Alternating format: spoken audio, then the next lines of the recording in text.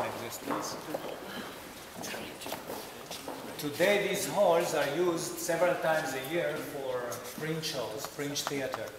Like in our holidays, they bring here all kinds of theaters, and especially Tabernacle, which is October. It's full of people, you know, also Passover, when we have a whole week of holidays. So they're being using, it's being used. You're covering your lens with the stuff.